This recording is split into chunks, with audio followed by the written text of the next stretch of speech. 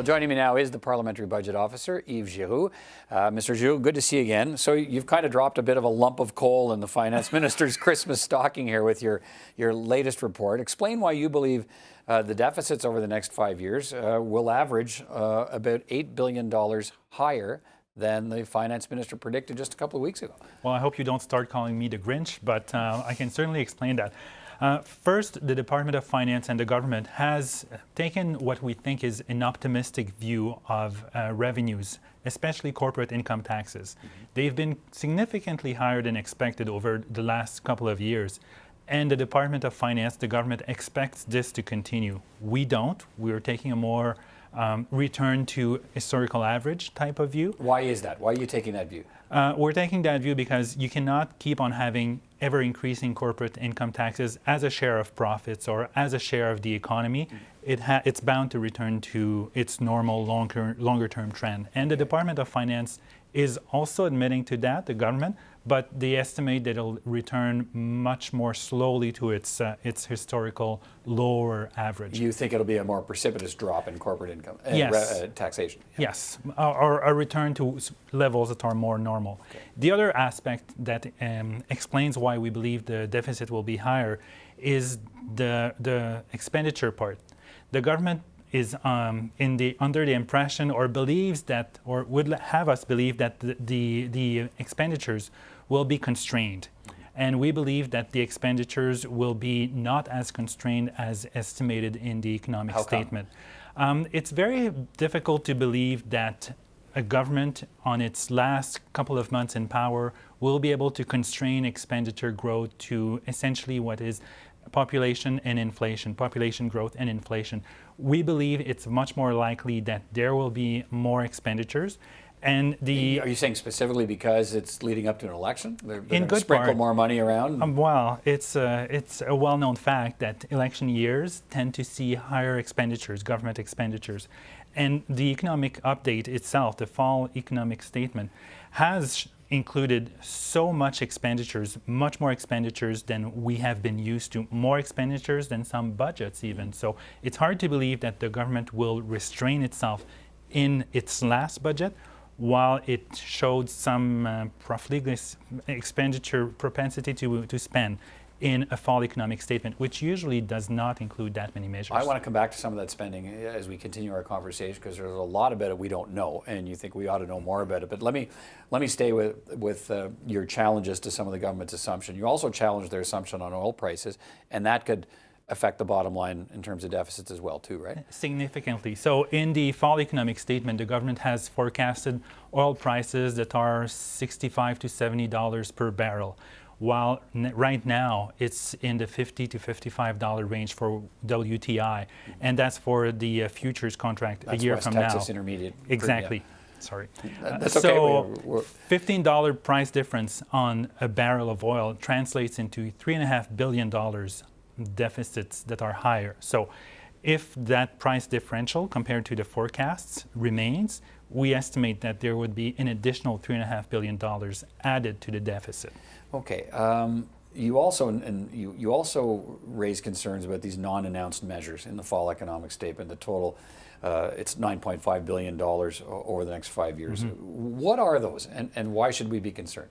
Well, we don't know what are those, and I think that's why we should be concerned. Well, because we don't know what these are, and also because this is a level that's almost 3 times as much as what this government had accustomed us to. So it's We've been used to seeing the government do this unannounced spending, and then we, in theory, and sometimes in practice, we get details about it as it rolls out. But it's sort of put there, and some people have described it as a slush fund because it's there and we don't know what it's used for till it actually gets rolled out. I would definitely not say it's a slush fund. Okay. In fact, the practice of identifying that as a line item is an improvement compared to previous practice, where this amount of spending the government anticipated would be done was buried under general expenditures. So it's more transparent. You had to go find it and try and add it all up yourself. And you couldn't find it. It was buried at least now they're saying we plan to spend this money, we just don't say what yet. Exactly. On what. So it's more transparent, but we don't know yet because decisions have not been made, because there are valid reasons not to disclose litigation forecasts, for example, how much has been set aside for specific litigation. you wouldn't want to tip the government's hand by revealing how much it plans on spending for specific litigation. But the amount, the size of that $9.5 billion, is quite impressive. And you're saying parliamentarians should take a closer look at that and sort of start asking questions about it. Is that right? Well, yes, they'll have to.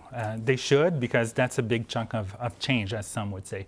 The other part that worries me is the disclosure of the financial results, the final results. And that comes usually September or October, the annual financial results. So how much was the deficit for 17-18 was disclosed in October 2018. So that was more than 6 months after the end of the fiscal year. And we're asking the government to publish that much sooner, especially in 2019, where it will be an election year, so that electoral parties and Canadians have a much better picture of the real state of Canada's finances before they cast their ballot. If the government sticks with its current schedule of publishing audited statements at the very end of the 6-month period, then people will be voting by the time they know what the real deficit was for 18-19. How much quicker can it be produced? I mean, you're an expert on this. I mean, the government response might be, look, it takes time to crunch all those numbers and get it through the cycle, but what's a reasonable time to expect it? 3 months would be reasonable. 3 to 4 months would be fairly reasonable. Some countries do that within a couple of days. I don't think we have the right systems to do that, but the IMF calls for 3 months, about 3 months. So the fiscal year ends end of March, so end of June. We should know what the books look like. Even if they're not audited, there could be still some flexibility built in these numbers or some uncertainty, but June or July would be fairly reasonable. We should go back to the numbers for just a second, because the finance minister keeps pointing to the debt to GDP ratio as a sign of fiscal health versus the deficit picture. And you say on that score, the government seems to be doing okay. Yeah. You know, they're going to meet their target. I think it's 31.8% debt to GDP ratio by the end of 2023. Yes. And on that score, they're doing okay. Yep. So there's some good news. Some good news, because they set the bar, I hate to say that, but relatively low. So they set a target for themselves that they knew would be attainable. The other commitment they made when they were elected was to return to balanced budget by 2019-20.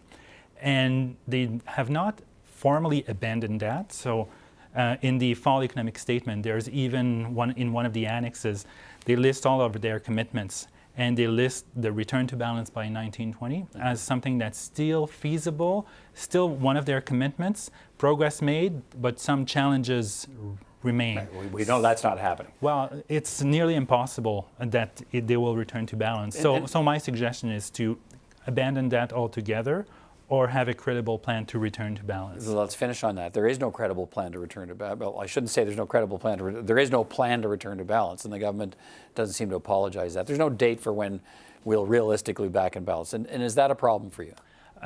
It's not a problem for me from a fiscal sustainability perspective, because the level of debt to GDP is relatively low. But to have no credible plan or no clear plan to constantly reduce the deficits is worrying, because we've had several years of very good economic growth, good economic performance, and the budget is still relatively high compared to what it was 3 or 4 years ago.